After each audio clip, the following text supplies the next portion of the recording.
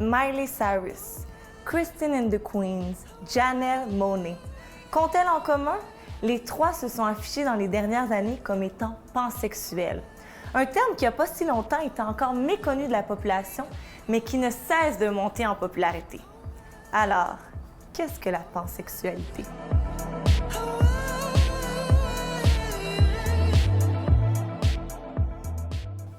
Pour mieux comprendre la pansexualité aujourd'hui, voici mes invités. Jessie Nadeau, ancienne candidate d'Occupation Double Bali. Tu es youtubeuse et entrepreneur aussi. Bonjour. Oui, bonjour, merci. Et Valérie Morancy, sexologue. Tu te spécialises beaucoup dans l'éducation de la sexualité dans les écoles et tu as écrit le livre La vie de porno de nos ados. Donc, tu es également auteure. Bonjour Valérie. Bonjour. Pour bien débuter l'émission, j'aimerais qu'on se mette tous au même diapason. Quelle est la définition de la pansexualité? Valérie en premier. Bien, dans le fond, la pansexualité, c'est une orientation sexuelle. Parfois, certaines personnes vont utiliser aussi le terme omnisexualité. Okay. Dans le fond, c'est l'idée, c'est l'attirance envers les personnes, que ce soit physiquement, sexuellement, émotionnellement, affectivement. Donc, envers la personne sans égard à son sexe ou à son genre. Donc, la personne vers qui on va être attiré pourrait être un homme, pourrait être une femme, une personne transgenre, une personne non-binaire, peu importe. Donc, on s'intéresse à la personne, à l'individu qui est devant nous. Jessie, as-tu quelque chose à rajouter ou c'est pas mal ça aussi ta définition de la pansexualité? C'est pas mal ça. Puis pour simplifier, je dis que moi, c'est la personne. Fait que peu importe qu'est-ce qu'elle a dans les pantalons, peu importe comment elle se définit, c'est la personne. Sa personnalité, qu'est-ce qu'elle dégage? Exactement. Quelle est la différence entre la bisexualité et la pansexualité? Et ça, c'est une question qui survient souvent. Les gens ont vraiment de la difficulté à distinguer la différence entre les deux. Valérie? Bien, la bisexualité, dans le fond, là, on va aller sur l'idée d'être attiré sexuellement, physiquement, émotionnellement par une personne du même genre ou du genre opposé. Donc, souvent, cette définition-là va sous-entendre que c'est être attiré par un homme ou par une femme qui est dit cisgenre. Donc, son sexe attribué à la naissance va être en concordance avec son identité de genre. Toutefois, pour d'autres personnes, ça pourrait être un peu plus nuancé. Donc, mais le préfixe « bi » veut dire « deux ». Donc, c'est l'idée d'avoir un choix entre homme et femme. Est-ce qu'on pourrait penser que aujourd'hui on parle plus de pansexualité parce que maintenant il y a plus de personnes trans, donc il fallait qu'on ait une orientation qui inclut ces personnes-là? Jessie, qu'est-ce que tu penses? Bien, je trouvais que pansexualité, c'était plus inclusif parce qu'au départ, je ne savais pas comment me définir. J'ai eu plusieurs définitions. Puis je trouvais que c'était qu'est-ce qui concordait le plus avec ma personne. Par contre, maintenant, il y a quand même des personnes bisexuelles qui vont dire « ben moi, c'est plus d'un genre ». OK.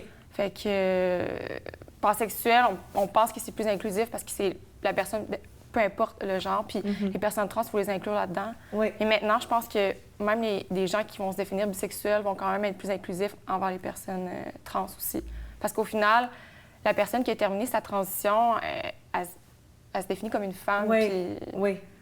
Fait que si tu attiré envers les femmes, tu peux inclure aussi les personnes trans. Par contre, dans les personnes trans, il y a les transgenres et les transsexuels. Et si je ne me trompe pas, Valérie, la distinction est ceux qui ont subi... Les transsexuels, c'est ceux qui ont subi les chirurgies au niveau des organes génitaux. À vrai dire, on peut utiliser transgenre là, pour peu importe. Puis l'idée de la chirurgie ou pas la chirurgie, puis je trouve ça intéressant de ce que Jessie a dit sur... une personne qui va se définir comme femme transgenre pourrait avoir subi ou pas une chirurgie génitale, mais se définir totalement accomplie. Puis l'idée d'aller jusqu'à la chirurgie, même pour se faire... C'est une question faire personnelle. des seins, c'est très, très personnel. C'est vraiment comment on se sent. Il y en a que juste dans les vêtements, ça va être suffisant. Il y en a... Donc, c'est à chacun là, d'y aller sur qu'est-ce qui correspond à eux en tant qu'individu. Ça reste un aspect important à partager aux personnes qu'on rencontre dans des contextes peut-être de séduction si on veut développer une relation. Parce que c'est quand même un détail que là, ça peut venir différencier, comme on disait, si on est bi, hétéro ou pansexuel. Oui, parce que la grande question, dans le fond, le comparatif souvent qu'on a, c'est nous, aujourd'hui, j'arriverai pas, puis je vous demanderai pas comment est votre vulve aujourd'hui. Ouais. Tu sais, je veux dire, c'est une question qui est très, très Oui. personnelle. Oh, oui. Alors, quand on arrive avec une personne trans, on lui demande pas, t'es-tu opéré ou pas opéré? Je veux dire, ça, si j'ai pas l'intention d'avoir une intimité avec cette personne-là, c'est pas nécessaire. C'est pas important. Effectivement. Le terme pansexuel a comme eu une apparition soudaine, mais c'est un terme qui existe depuis bien longtemps. Quelle est son origine, Valérie? Oui, on a souvent tendance à croire que quelque chose est nouveau parce que là, on en parle depuis beaucoup depuis quelques années. Mais le terme pansexuel vient du début des années 1900, donc c'est pas quelque chose qui est nouveau, puis c'est pas un phénomène du 21e siècle. Et si on regarde dans les origines en termes du mot, bien, le préfixe pan vient du grec, ça veut dire tout, ça veut dire chaque, et le préfixe omni pour omnisexualité que j'ai nommé tout à l'heure veut aussi dire tout. Donc la définition de la pansexualité, dans le fond, reconnaît qu'il y a une pluralité des genres et des identités. Et fait intéressant, dans le fond, la pansexualité est un terme qui n'a pas toujours été utilisé uniquement pour les êtres humains. Il y a un primatologue qui l'utilise pour définir les comportements sexuels des singes bonobos qui ont des rapports sexuels avec n'importe quel membre de son groupe, peu importe l'âge, le sexe ou le lien familial qu'il a avec ce singe-là. Donc, fait comme ça intéressant. Mais oui. Voilà. Jessie, à partir de quel moment as-tu pris conscience que tu étais pansexuelle?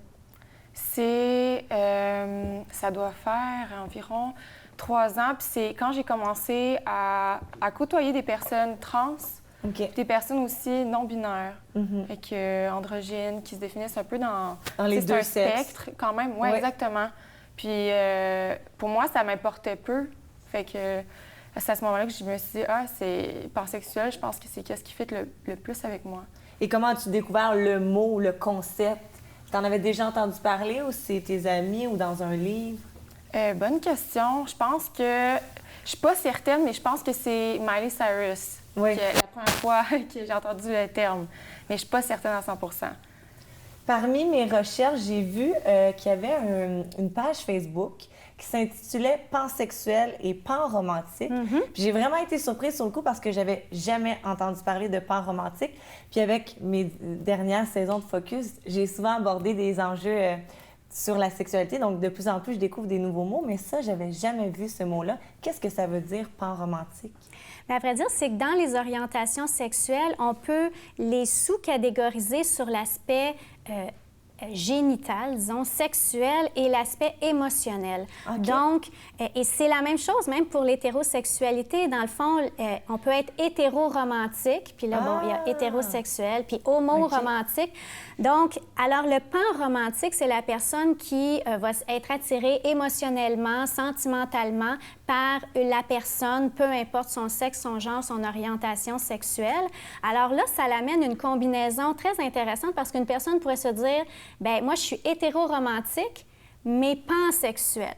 Peut-être que je suis hétérosexuelle, mais biromantique. Tu sais, donc là, l'éventail là, des possibilités est énorme. Là, donc, Mais si on est hétéroromantique et pansexuel, concrètement, qu'est-ce que ça veut dire? Bien, ça pourrait dire qu'en couple, donc moi, je pourrais tomber amoureux ou amoureuse seulement du sexe opposé. Donc, je me verrais en couple avec seulement le sexe opposé. Mais sur le plan de mes comportements sexuels, là, ça pourrait être peu importe la personne. Très intéressant. Alors, et c'est, je pense, quelque chose que en tout cas, moi, que j'entends, même chez les jeunes au niveau du secondaire, où on est dans l'exploration, la diversité, puis des fois, ça remet en question ton orientation sexuelle, c'est dire, ben non, je peux être hétérosexuelle, mais explorer une diversité sur ma sexualité, puis avec une personne du même sexe que moi, avec une personne transgenre, avec une personne non-binaire, une personne fluide, une personne, peu importe, mais ça vient pas jouer sur qui je suis en tant qu'individu. Alors après ça... Ça permet d'ouvrir un peu les horizons et de permettre d'essayer des choses différentes auxquelles on n'aurait peut-être pas essayé si on avait juste suivi la case hétérosexuelle, par exemple. Tout à fait. Ça enlève la pression aussi, je trouve. Oui. Dans ton cas, est-ce que c'est, sans aller trop dans ta vie personnelle, est-ce que c'est d'avoir exploré différents types de relations qui t'a amené aussi à te dire « je suis peut-être pansexuelle » ? Oui, exactement. C'est des relations Peut-être pas de couple officiel, mais ouais, c'est en fréquentant différentes personnes que je m'en suis rendu compte. Mais il y a des gens qui le savent. Tu n'as pas besoin d'avoir une relation sexuelle ou d'avoir une relation amoureuse avec cette personne-là pour savoir que tu pourrais avoir une attirance, par exemple. Valérie, comment faire pour mieux informer la société face aux différentes orientations sexuelles qui existent? Parce que, bon, ils ont sûrement existé depuis toujours, mais on en parle vraiment plus dans les dernières années. Bien, c'est sûr qu'en faisant des émissions comme celle-ci, c'est quelque chose qui va aider. En parlant beaucoup aussi des organismes qui viennent en aide aux diversités sexuelles. On va parler du GRI, on va parler d'Interligne. Il y a le Groupe Allo dans les Laurentides. Il y a aussi Aztec pour les personnes trans. Donc ça, c'est une façon d'informer. Moi, de mon côté, ce que je fais pour ma part, c'est d'en parler aux primaires et aux secondaires, d'informer dès la 5e année les élèves de c'est quoi ces diversités-là, puis d'accepter si un ami vient t'en parler. Je fais aussi des conférences auprès des parents parce qu'avec ces jeunes-là qui sont en éveil sexuel et qui viennent à se définir, bien, les parents aussi se posent des questions. Donc, je les aide à mieux comprendre les diversités sexuelles puis aussi de répondre à leurs questions. Donc, si leur jeune leur fait un dévoilement quelconque. Donc, comment réagir de la meilleure façon? Oui, tout à fait. Mais c'est sûr, justement, quand on parle des orientations sexuelles, on vient toucher à des valeurs qui sont profondément ancrées. Donc, alors, c'est sûr que l'idée, c'est de venir un peu brasser les choses quand on veut que les choses avancent, qu'on veut vivre du changement, mais tout en y allant une étape à la fois. C'est très bien dit, merci. Un préjugé bien tenace face à la pansexualité. On dit que les gens pansexuels se tapent tout ce qui bouge. Dans le fond, ces gens-là, oui, on peut rire. Dans le fond, ces gens-là vont penser que les pansexuels, c'est des gens très sexuels, puis c'est pour ça qu'ils sont attirés envers tout le monde. Qu'est-ce que vous pensez de ce préjugé? Jessie, je t'ai vu rire. Bien là, c'est faux, là, clairement. Là, ça veut pas dire les comportements sexuels de quelqu'un par rapport à son orientation, ça n'a rien à voir. Tu peux être hétérosexuel, puis être quelqu'un qui a des relations... À droite. Exactement. Ça veut tellement rien dire. Je trouve que c'est des préjugés qu'il faut détruire. Une personne pansexuelle peut être polyamoureuse, comme elle peut être monogame. Ça n'a rien à voir, dans le fond.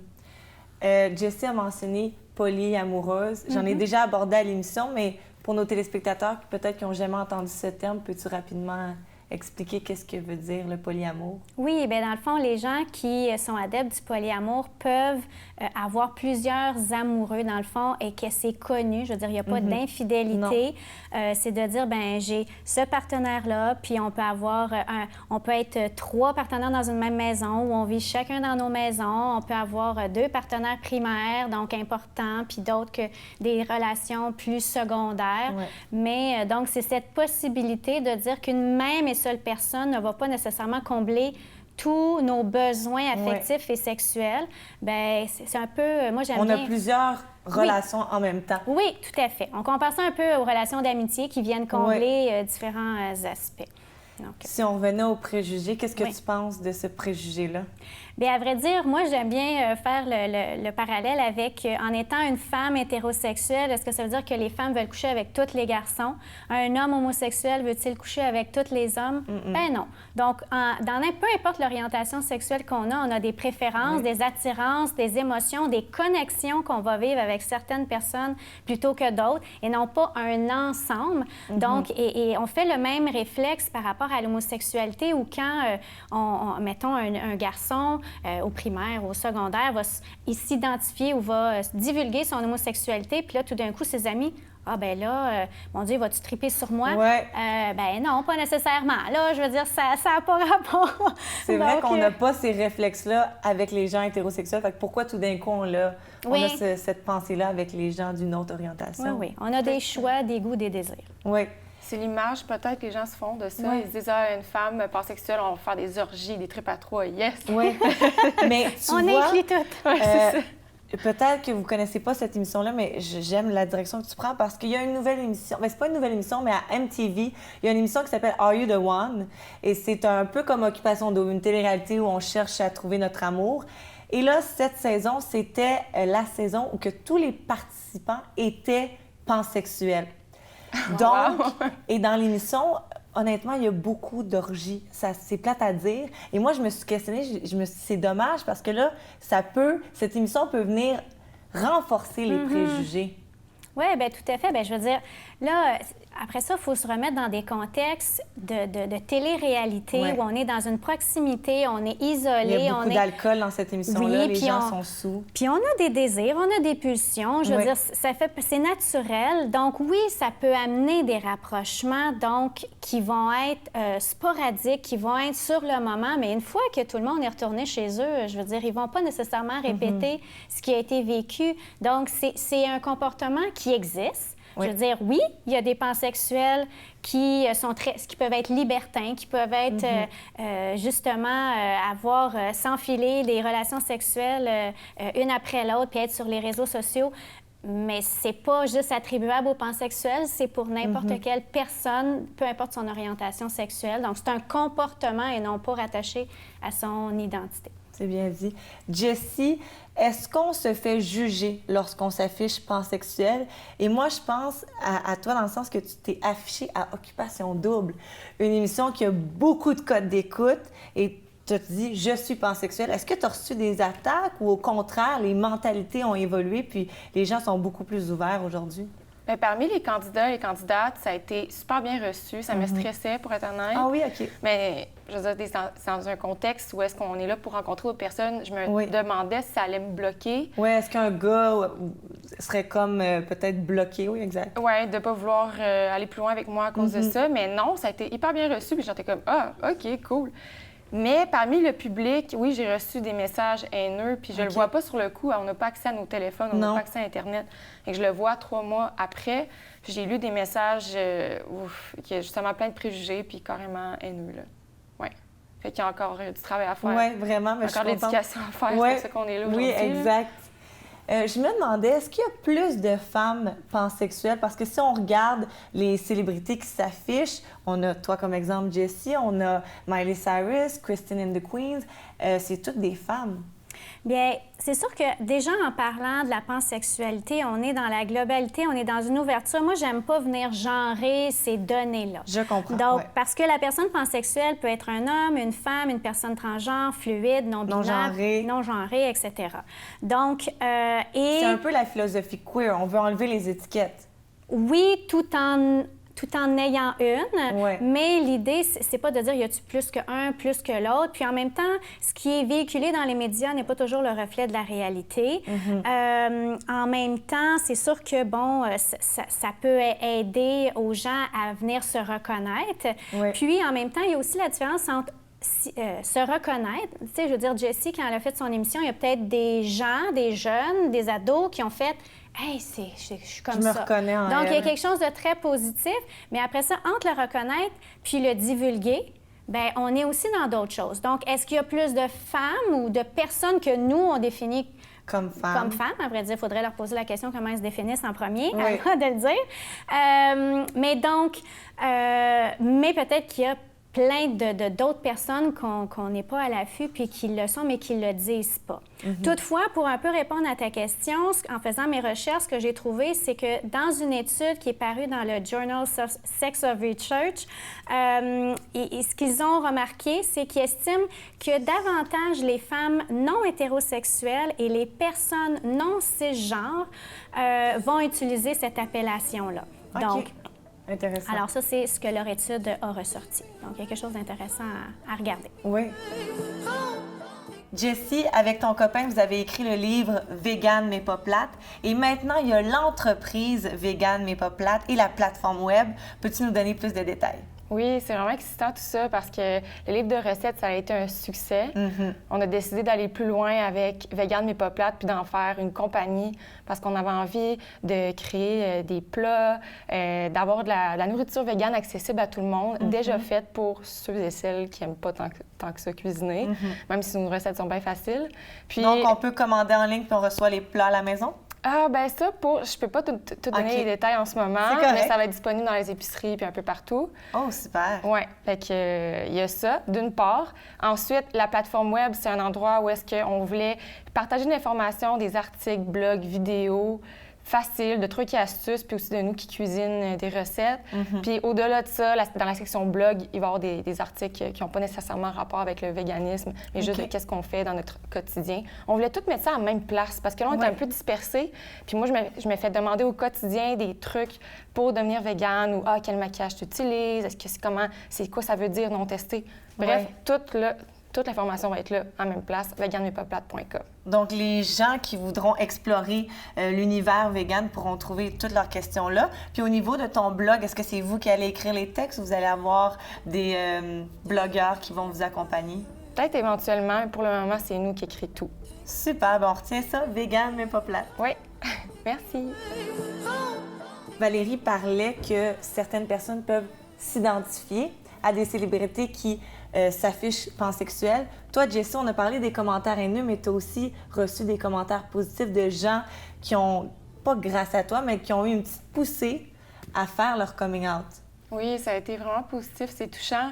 J'ai reçu des messages, surtout d'adolescentes qui...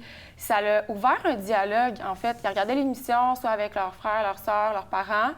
Puis là, ils disaient « Ah, OK, Jessie est pansexuelle, c'est quoi ça? » Puis en créant le dialogue, ils ont fait « Bien, moi aussi, tu sais, je pense que je le suis. » Ou que ça a amené des coming out, ou sans nécessairement de le dire devant tout le monde, juste de rendre ça normal, de normaliser tout ça avec leur entourage. Fait que ça a été très touchant de recevoir ça.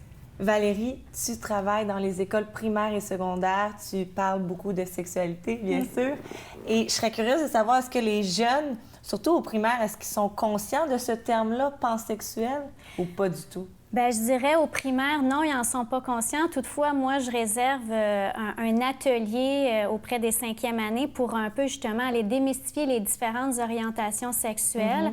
Alors, donc oui, on parle de bisexualité, on parle de asexualité, on parle de pansexualité, on parle des plus communes, là. On va pas y aller dans toutes les ramifications, mais justement pour les ouvrir à cette possibilité-là, parce que là, ils rentrent dans leur puberté, donc il y a l'éveil sexuel qui commence, donc ils vont commencer à se poser des questions, à se reconnaître, à vivre des attirances. Et là, je me dis, bon, on en reparle après, plus tard, un peu plus au secondaire, mais d'être capable de faire le chemin et de dire, ah, bien oui, c'est vrai, on a parlé en 5e année, bien, OK, je suis comme ça, je suis normale. Donc, je suis pas une bébite rare qu'on va pointer du doigt. Donc, oui, c'est de les sensibiliser. Puis, plus jeunes on leur en parle, bien, plus facile, ça va être facile, ça va être essentiel ou d'intégrer tout ça, puis ils vont devenir aussi des adultes qui vont avoir des connaissances et que, j'ose espérer, auront moins de jugement et qui n'enverront pas des messages haineux comme à Jessie, bien sûr. Puis de réduire les stéréotypes aussi. Oui, tout à fait. Quels sont les préjugés que tu as le plus entendus face à la pansexualité? Bien, premièrement, que je vais nécessairement vouloir faire des tripes à 3 et des orgies. Ensuite, il y en a qui pensent que, comme en ce moment, je suis avec PH, c'est un homme cis, hétéro. Puis votre relation fonctionne bien, ça fait longtemps que vous êtes ensemble. Oui, exact, ça va super bien. Puis il y en a qui pensent, ben là, tu vas t'ennuyer des femmes, tu vas t'ennuyer des trans, tu vas t'ennuyer d'un autre genre. Donc, je pourrais pas être avec cette personne-là parce que si je suis pansexuelle, je veux tous les genres. Oui, non, c'est une attirance d'une personne, peu importe le genre, mais j'ai pas besoin d'avoir 15 personnes de 15 genres différents dans ma vie. Si en ce moment, c'est elle que t'aimes puis elle te compte, t'es heureuse là-dedans. Exactement. Puis on pourrait faire le même parallèle. Je veux dire, ton commentaire est très intéressant de dire, oui, mais là, t'es avec un homme. Oui, mais peut-être que, tu manques l'autre qui pourrait être comme ci, puis l'autre qui pourrait être comme ça. On pourrait me dire ça à moi. Ben oui, tout en ce moment, t'es avec tel homme, mais il y a tel homme, il y a tel homme, il y a tel homme, il y a tel homme. C'est ça. Mais non, ils vont pas me manquer. Non. Là, je suis heureuse et satisfaite. Puis après ça, on verra, là. Mais c'est ça, c'est pas d'être en manque, c'est une personne à la fois, dans le cas des monogames. Puis c'est pour ça que le polyamour... Tu sais, si Jessie, mettons, disait, bien, elle est pansexuelle, polyamoureuse, bien là... Là, peut-être qu'on pourrait comprendre ce commentaire-là. Oui, tout à fait. Moi, j'ai entendu, parmi les préjugés, ils se disent pansexuels pour se sentir original, pour se distinguer des autres. Qu'est-ce qu'on pense de ça? C'est déjà quelque chose de s'identifier d'un autre terme qu'à être hétéro. Fait que je pense pas que les gens ils disent ça pour se sentir important. Au contraire, justement, ça va, dans ta famille ou dans ton entourage, ça va peut-être créer plus de stress. Oui, c'est vrai. t'as pas de bénéfice à te dire bi, pan, ou en tout cas pansexuel dans ce cas-là. S'il y en a qui le font pour ça, j'ai jamais vu ça pour vrai, parce que c'est ça. Faire son coming out, se définir comme ça. C'est déjà une étape difficile, donc. Exactement, exactement. Valérie, je serais curieuse de savoir quelles seraient tes suggestions pour un jeune qui veut mentionner à sa famille qu'il est pansexuel? Bien, à vrai dire, c'est qu'il y a plein d'organismes qui viennent en aide justement aux jeunes ou même aux adultes là, qui sont en réflexion, en questionnement, qui sont les meilleurs pour guider ces personnes-là. Mais c'est d'avoir de l'écoute. Moi, je m'adresse aussi souvent à l'entourage, de dire, c'est sûr que notre réaction quand on a notre enfant, notre adolescent qui se dit autre que hétérosexuel, ça autre nous que la norme, on pourrait dire, que la moyenne des gens. Oui, bien, on va dire que la majorité, la norme, j'aime pas ça, ce le mot-là. terme, oui, je comprends. Mais raison, la majorité. La majorité. Mais c'est pas parce qu'on est dans la majorité que les minorités ne sont pas valables. Ouais. Mais donc, oui, ça peut faire brasser quelque chose. Puis oui, l'acceptation peut prendre un certain temps, mais je pense qu'en même temps, d'être capable d'accueillir cette réalité-là, que notre jeune soit homosexuel, bisexuel, pansexuel, trans, peu importe, là, les parents, là, moi, quand ils viennent me parler, c'est sûr que ils ne s'attendaient pas à ça. Mais en même temps, oui, c'est d'aller chercher de l'aide auprès de leurs amis, les amis en qui ils ont confiance, qui ne vont pas se faire juger.